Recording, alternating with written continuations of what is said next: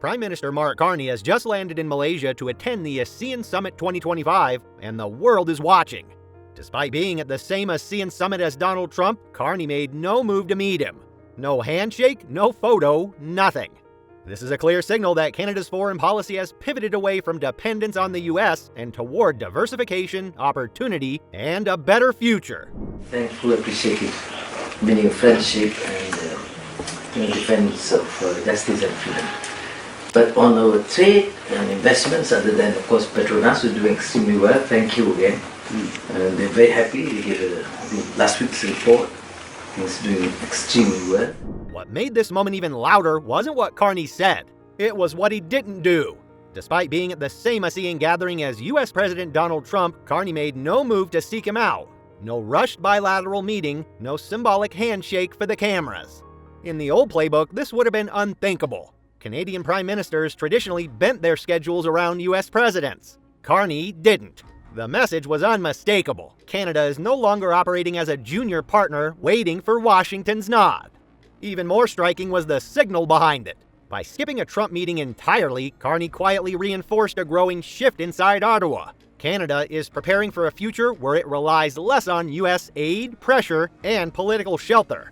From defense coordination to energy exports and trade financing, Canada is actively building redundancy into its global relationships. This Asia pivot isn't just about selling more goods. It's about ensuring Canada can stand on its own feet if US politics turn inward again. So I think look forward to this collaboration. We have discussed this even with the cabinet, and I think we have given the decision to give priority to our relations with Canada. Thank you.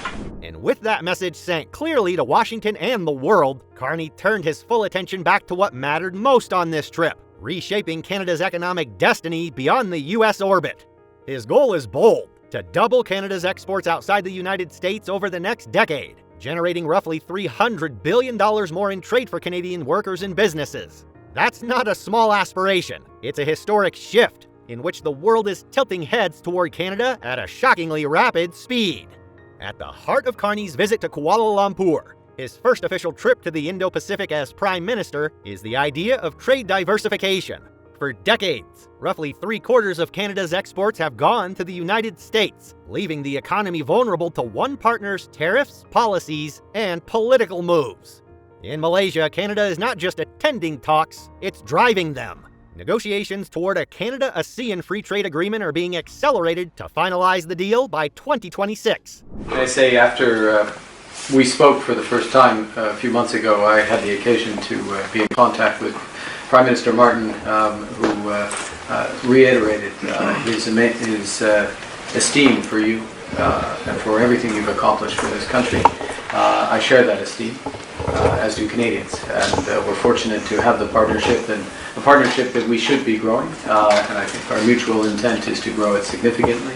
That agreement alone is projected to add more than $1.5 billion to Canada's economy by opening access to nearly 700 million Southeast Asian consumers. This region, the Association of Southeast Asian Nations, isn't just large, it's booming. In education, all aspects of energy, we have much to discuss there, in aerospace and beyond. Almost 700 million people and an economy worth more than $5 trillion put ASEAN among the world's most important economic blocs. Yet right now, ASEAN accounts for only about 10% of Canada's exports, a gap Carney intends to close fast. I would also like to take this opportunity to salute your commitments to peace, the agreement on the border dispute between Cambodia and Thailand is significant. Your commitment to multilateralism, the enlargement of ASEAN, and of course our inclusion there. Your commitment to sustainability and inclusivity. These are values that we recognize as Canada, and we look forward to deepening the partnership. And Malaysia isn't just a stop on the tour, it's a hub of investment interest. Carney and Malaysian leaders signed a letter of intent to deepen investment cooperation in liquefied natural gas, LNG, oil, nuclear, and renewable energy sectors where Canada has global expertise. These kinds of partnerships signal how Canada plans to export its skills, not just its resources. And this pivot comes at a time when global supply chains are reordering and nations are seeking redundancy and resilience in trade, not single-partner dependence. In that sense, ASEAN is the gateway to a diversified future. But let's talk now about the most striking detail, and one the world pundits are buzzing about. What didn't happen on this trip? There was no scheduled meeting between Prime Minister Carney and US President Donald Trump. No news conference, no handshake photo op. For decades, such a meeting would have been the centerpiece of any major diplomatic outing. But not this time. That absence is by design. Carney has been clear that Canada is changing its approach to Washington.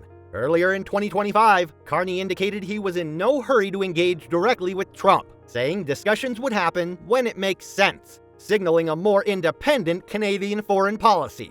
Canada is expressing that it will engage with the US where interests align, but it no longer wants a policy dictated by Washington's shifting priorities. Carney's Asia pivot isn't just about economics, it's about identity.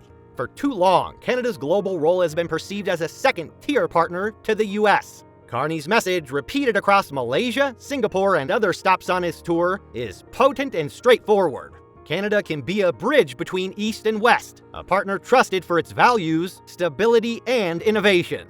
The message is clear on several fronts. First, trade diversification.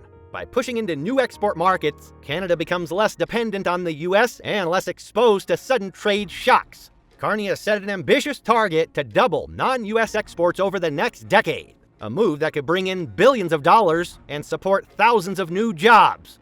Second, energy leadership. Stronger investment ties in energy, especially LNG, place Canada as a dependent supplier at a time when global energy security matters more than ever. Recent deals with Malaysian partners highlight how Canada is using its strengths to meet that demand.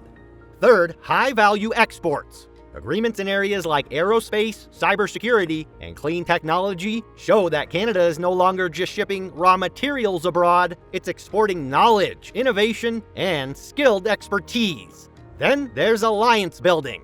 New trade talks with ASEAN countries, Ecuador, and the European Union are about building long-term partnerships, not one-off transactions. These relationships spread risk and create shared growth. This approach is also about security and stability. Canada is deepening economic and defense ties across the Indo-Pacific, including a new security partnership with South Korea that expands cooperation in cyber, space, and other emerging threats. Not long ago, Canada's heavy reliance on the US market left it exposed to policy changes and tariff battles. That dependence is now being reduced. Carney's ASEAN push sends a clear signal. Canada wants a stronger economy built on multiple global partnerships, not just one. For Canadian workers, this opens doors in agriculture, energy, technology, and aerospace. For younger professionals, it creates career paths that reach far beyond North America. And globally, it presents Canada as a country that is confident, flexible, and ready to take a leading role. As Carney himself has pointed out, the region offers massive potential, with trillion-dollar markets, hundreds of millions of consumers, and opportunities across almost every major industry. And while trade expansion won't happen overnight, the groundwork laid in Kuala Lumpur will echo for years.